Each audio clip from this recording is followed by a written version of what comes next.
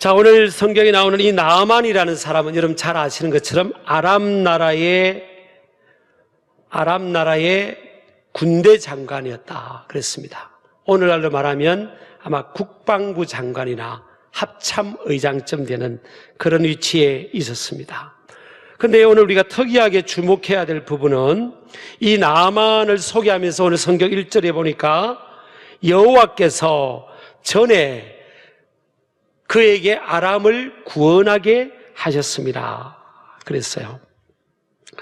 자, 나아만은 군대 장관이었고 크고 존귀한 자였고 큰 용사였는데 하나님께서 나아만이라는 사람을 통해서 아람 나라를 구원하게 하셨다. 아람 나라의 그 위기의 가운데 있던 그 나라를 구원하는데 혁혁한 공을 세웠던 인물이 누구였는가 하면 이 나아만이었다는 거예요.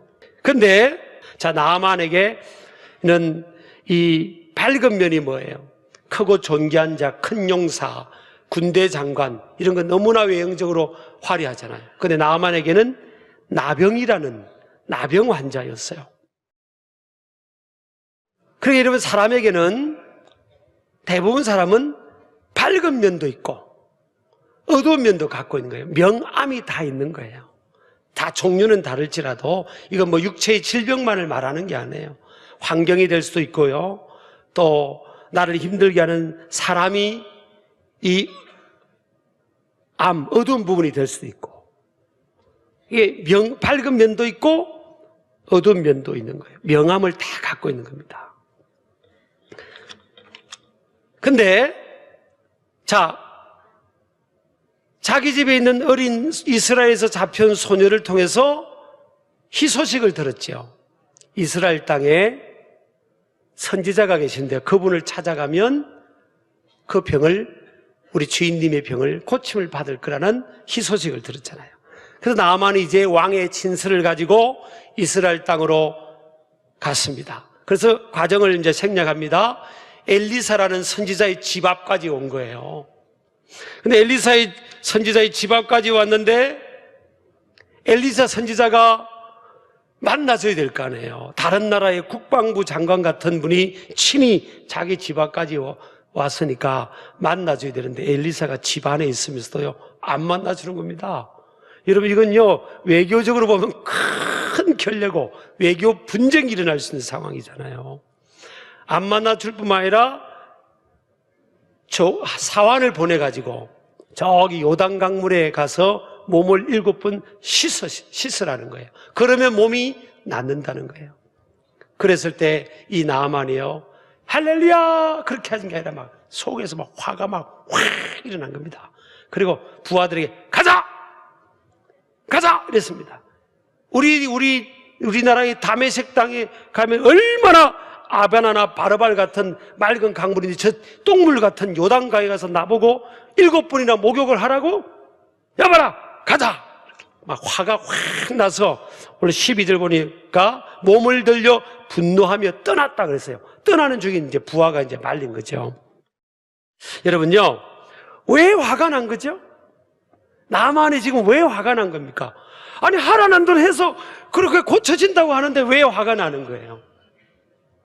이건요 자기가 생각하는 격에 지금 맞지 않는 상황이 벌어진 거예요. 지금 우리나라에서 내가 얼마나 나를 알아주는데 말이야. 그러면서 이 마음속에 숨겨진 교만을 갖고 있는 거예요. 교만이라는 것은 뭐예요? 하나님께 영광 돌리지 않는 태도가 다 교만이에요. 그런 마음이 싹 깔려 있으면요 어떤 상황에서 홀대받나 싶으면 화가 나는 거예요. 그런데 많은 현대인들이 이거를 교양으로 싹 덮어서 그렇지 교양으로 덮고 있어서 잘 드러나지 않는 거예요. 근데 속은 막 부글부글 끓는 사람 많습니다. 뭐 우리 교인들이 그렇다는 거 아니고요. 또 왜 그런 사람 없겠어요? 막 속이 막 부글부글 끓는 거예요. 막 화가 나는 거예요. 이번 한 주간 동안도 화 많이 내셨죠? 막 부글부글. 이게요 숨겨진 교만입니다. 그래서 하나님은 이 나아만을 다루시는데 엘리야 선지자가 항상 자기 집을 찾아와서 기도를 받으러 온다든지 치유받기를 원하는 사람에게 안수를 안 해주고 그렇게 홀대한 건 아니에요. 근데 어떻게 된 판인지 엘리사 선지자가요, 나만이라는 대단한 세상적인 대단한 다른 나라의 국방부 장관격의 사람이 왔는데도 불구하고 안 만나주는 겁니다. 왜? 그는 영의 사람이었기 때문에 하나님께서 나만을 그렇게 다루기를 원했던 거예요. 하나님이 사람을 다루시는 방법은 다 다른 거예요. 다 다르게 다루시는 겁니다. 왜? 우리를 만들어 가시려고. 어떤 사람은요, 하나님께서 팍 낮추기도 하세요. 주변 사람들에게 홀대받기도 하고요, 무시당하기도 하시고, 그런 상황이 벌어지기도 하고, 화날 수밖에 없는 상황. 그래서 하나님께서 어떻게 보면 하나님 손 안에서 우리를 관리 경영하는 겁니다. 여러분, 다윗 같은 사람 보세요. 다윗은요, 아들한테 왕위에서 쫓겨나서 아들한테 쫓겨납니다. 장인어른 사울 왕이요, 사위인 다윗을 그렇게 죽이려고 했습니다. 자기가 세워냈던 신하가 다윗이 쫓겨가니까 막 모욕하고 능멸했습니다. 근데 다윗이 그걸 다 이겨내잖아요. 어떻게 이겨냈죠? 시편 31편 15절에 그 비밀이 있어요. 나의 앞날이 주의 손에 있사오니. 그전 성경에, 개역 성경에 해석 보면 My times in your hands 그랬어요. 내 시대가 주님의 손에 있습니다. 그러니까 다윗은 별일을 만났지만 내 시대가, 내 인생의 시간들이 하나님의 손 안에 있습니다. 하나님이 나를 지금 관리 경영하고 있습니다. 나를 낮추든 욕을 먹게 하시든 오해를 받게 하시든 쫓겨나게 하시든 내 시대가 주님의 손에 있습니다. 그러니까 여러분, 다윗은 믿음의 사람인 거예요. 다윗이 여러분 믿음 생활을 잘했기 때문에 아무 어려움이 없었던 게 아니에요. 별 어려움이 다 있었습니다. 별 어려움이 다 있었어요.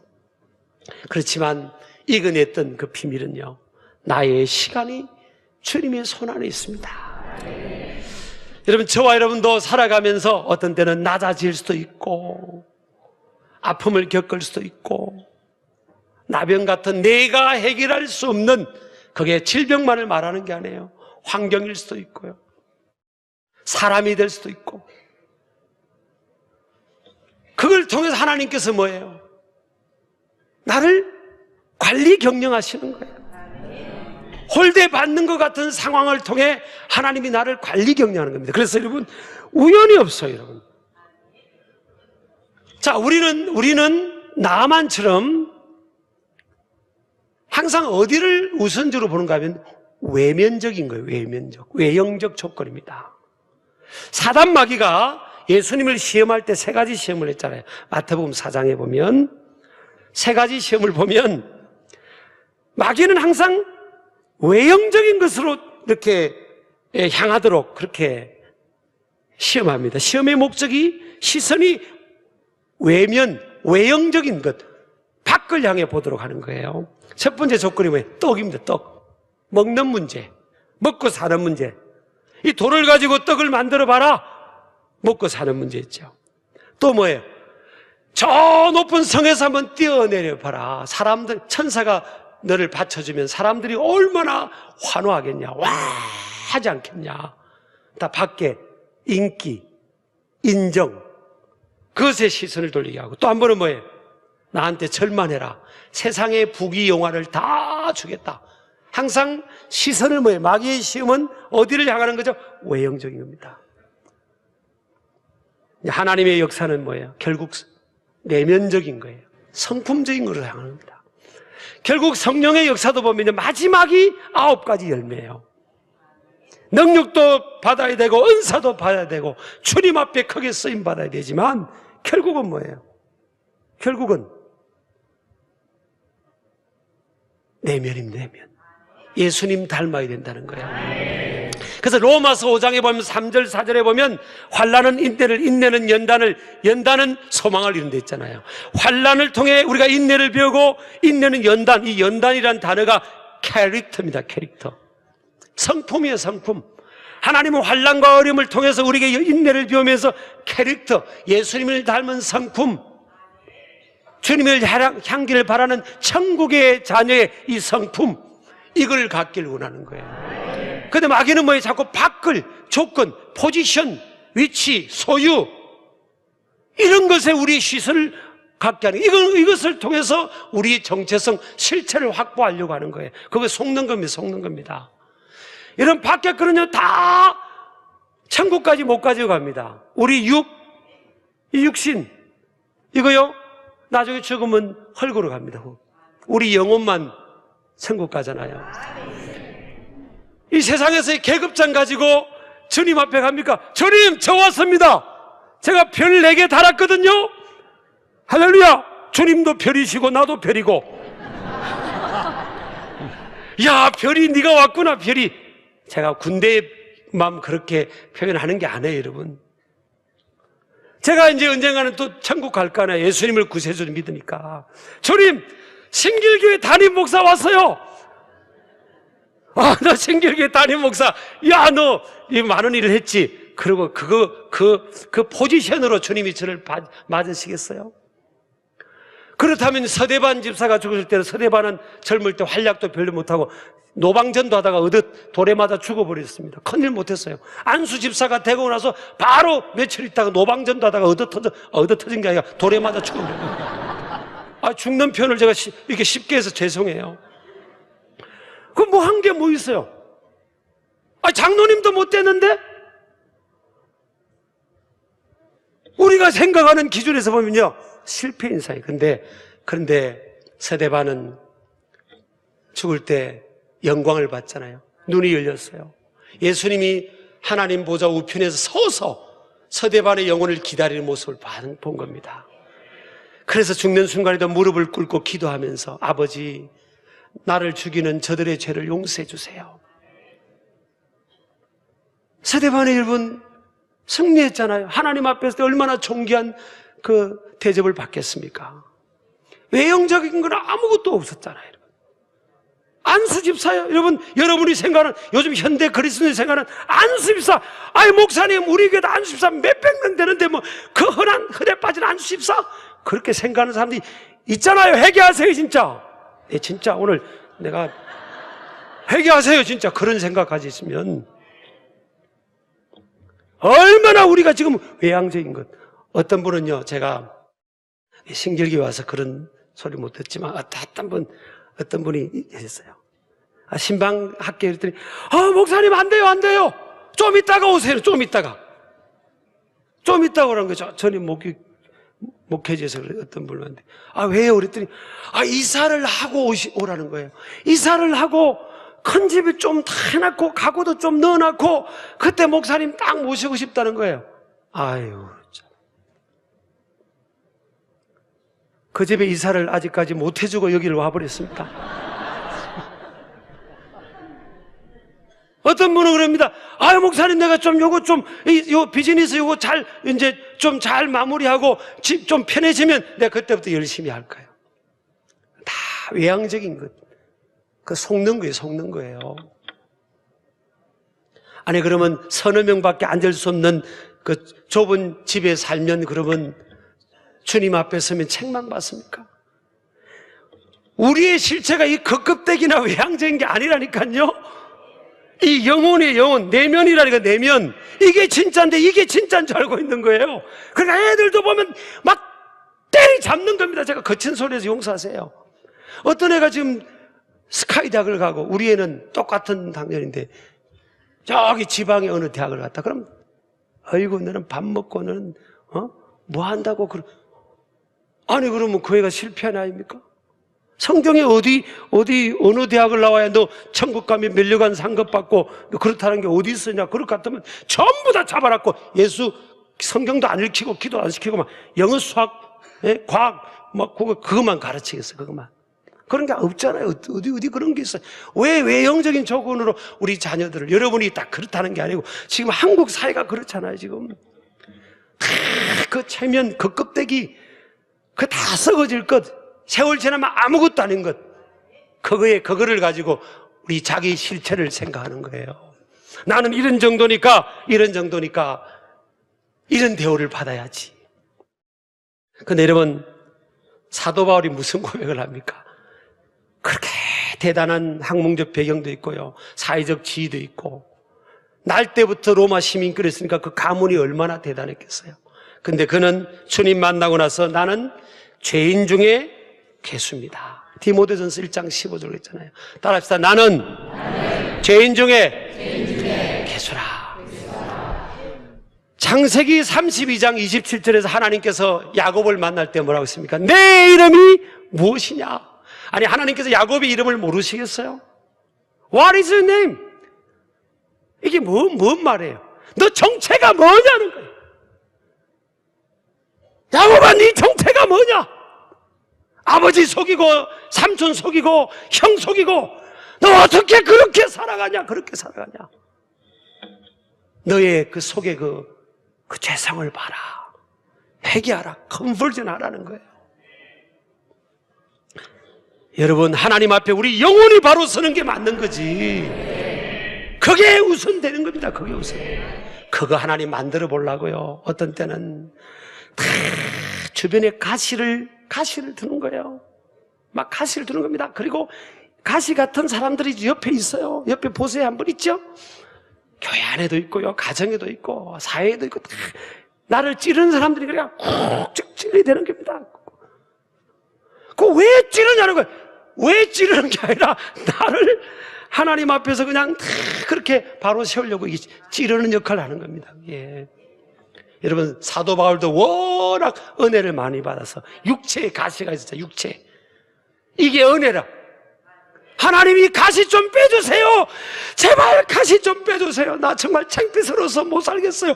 나는 기도해서 수많은 사람들 살려내고 또 고치는데 하나님, 내가 골골거리면 되겠어요? 나 좀 창피스러워요. 하나님 좀 빼주세요. 그랬더니 하나님께서 그래 빼줄까 그랬습니까? 네 은혜가 네게 촉하다. 네가 그게 있으니까 네가 자고하지 않는 거야. 사도 바울은 받은 은혜가 너무 크니까 가시를 줍니다. 가시. 옆 사람 우리 부담스러워. 제가 교만하거들랑. 옆 사람 보고 해보세요. 제가 교만하거들랑. 사정없이 찔러주시기 바랍니다. 할렐루야. 여러분요, 이 실체는 우리 영혼입니다. 그래서 하나님께서 나병을 통해서도 하나님 앞에 인도하셨지만 이 홀대받는 상황, 여러분 생각해 보세요. 요단 강물에 물 더럽다고 그 목욕하는 게 힘든 게 아니에요. 우리 예전에 어릴 때 그 앞에 냇가에서 참 진짜 장로님들도 그 있잖아요. 그 더러운 물도 저 색강 저런데 얼마나 목욕하고 그 물 마시고 그게 다 크셨잖아요. 그게 힘든 게 아니에요, 여러분. 부하들 보는 앞에서 몸을 벗는 겁니다. 이게 지금 몸 벗으면 몸 속에 다 온몸에 지금 나병이 퍼져 있는 이게 드러나야 되니까 이거 놓치는 게 이게 죽기보다 힘든 겁니다. 자존심이 강한 사람들은 이게 죽기보다 힘든 거예요. 죽기보다. 근데 하나님은 그거 하라는 겁니다. 그걸 아시고 그걸 딱 건드리는 거예요. 하나님은 죽기보다 힘들어요. 근데 너 그거 안 내려놓고 그거 다 안 벗으면, 드러내지 않으면, 내려놓지 않으면 또 병 안 고쳐진다는 거예요. 지금 이게 병이 문제가 아닌 겁니다, 여러분. 하나님이 그걸 딱 지릅니다. 여러분, 자존심 강한 사람들은요, 좋은 말 할 때 내려놓으셔야 됩니다. 좋은 말 할 때. 나는 절대 그런 거 못해. 그런 사람 있잖아요. 절대라는 게 어디 있어, 절대라는 게. 절대자 하나님밖에 없는 거지. 사람이 좀 유연해야지. 그런가 보다 하고 벗으라면 벗고, 입으라면 입고, 먹으라면 먹고, 자라면 자고, 저 밑에 들어가서 귀라면 귀고, 이렇게 해야지. 나는 못해. 그런 사람은 그 뻣뻣한 사람이잖아요. 아주 뻣뻣한 사람은 그걸 얻어 터집니다. 부드러워요. 아멘. 그래요. 벗을게요. 여러분, 지금 나아만이 결과적으로 보세요. 나아만이 요단강에서 그거 벗었다고 나아만이 낮춰졌습니까? 거기 낮춰졌냐고요? 아니거든요. 아까 우리 초반부에 했잖아요. 높일 자를, 하나님이 높일 자를 높이시고요, 낮출 자를 낮추시고. 아니, 국가와 민족도 하나님이 다 주관하시는데 한 개인의 생각, 하나님이요 바짝 낮춘 것 같죠? 하나님이 완전히 온 세상에 창피 받은 사람 그럴 수 있잖아요. 살다 보면. 절대 그렇지 않습니다. 하나님이 완전히 역전시키십니다. 높이시려면요 높이십니다. 그리고 낮아져 본 사람은요 이제 내려갈 게 없어요. 이제 올라갈 일만 남았잖아요. 야, 올라갈 일만 남았구나. 감사하다. 우리 청년들이 자 보면 진짜 야갔어요. 내가 솔직히 이야기합니다.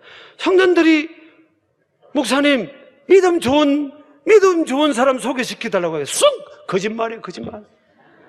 믿음 좋은 사람 소개시켜달라고요. 속으로는 다 아파트도 한 채 가져왔으면 좋겠고요, 잘생겼으면 좋겠고,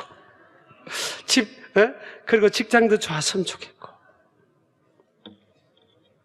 저는 미장원에서 시작했어요. 미장원에서. 중학교 음악 선생님 우리 아내가 미장원 9평 미장원, 창문 하나 없는 그 미장원에서 그렇게 시작했어요. 여름이 더워도 창문을 못 열어요. 그 미장원 그 통유리니까. 에어컨도 하나 없었어요. 그런 데서 결혼 생활을 시작하자고 하면 요즘 젊은이들 중에 아멘 할 사람이 있겠어요? 하나님이 있으라는 곳에 낮아지면 낮아지고요, 하나님 우리를 만들어서 결국은 뭐예요? 고치는 게 목적이 아니에요. 그거보다 더 중요한 고침 뭐예요?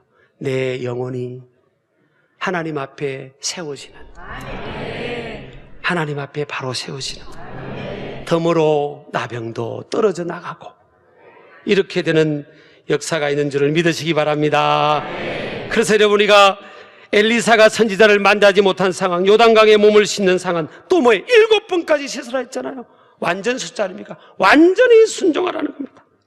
그랬을 때 기적이 일어난 겁니다. 여러분, 이제 나아만이 화는 냈지만요, 나아만은 절망적인 사람이 아니었잖아요. 주변에서 이야기하는 소리를 들었어요. 부하가, 장군님 믿져야 본전 아닙니까? 여기까지 왔는데 장군님 들어가세요. 그러니까 이 나아만이요, 화는 났지만 그래, 믿져야 본전이긴 하지, 그래 좀 가려라, 나 들어간다. 그리고 7번 들어간 거 아닙니까? 그럴 때 역사가 나타난 거 아닙니까? 우리가 살다 보면 화가 잠깐 날 때도 있어요. 왜 없겠어요? 목회자인 저도 날 때도 있는데, 자주는 안 나지만 뭐 왜 없겠어 사람이니까. 아니, 나를 어떻게 생각하고 저 끝자리에 놨지. 내가 어저께 안수집사에서 그랬습니다. 남자들의 약점이 명예라고. 명예. 남자들은 딱 앉으면 앉는 자리를 딱 봅니다. 내가 어디쯤 앉아야 되나. 그게 뭐가 중요합니까? 저 끝에 앉았다고 내가 아니냐고요, 여러분. 근데 그게 약점이거든요. 속으면 안 됩니다. 저와 여러분이. 우리 아멘 하시기 바랍니다. 하나님 나를 어떻게 다루시든지 간에 이스라엘 그곳에서 순종하고, 낮아지면 낮아지고요, 높이시면 하나님께 영광 돌리고, 주어진 곳에서 아프게 찌르면 찔림을 겪고, 나를 겸손케 하시나 보다, 하나님 나를 만들어가는 것보다 감사합니다, 어떤 상황 어떤 어려움 중에도 감사합니다 하면서 하나님 앞에 찬양하면서 승리하고, 또 그러니서 회복과 치유의 주인공 되시기를 주의 이름으로 축복합니다.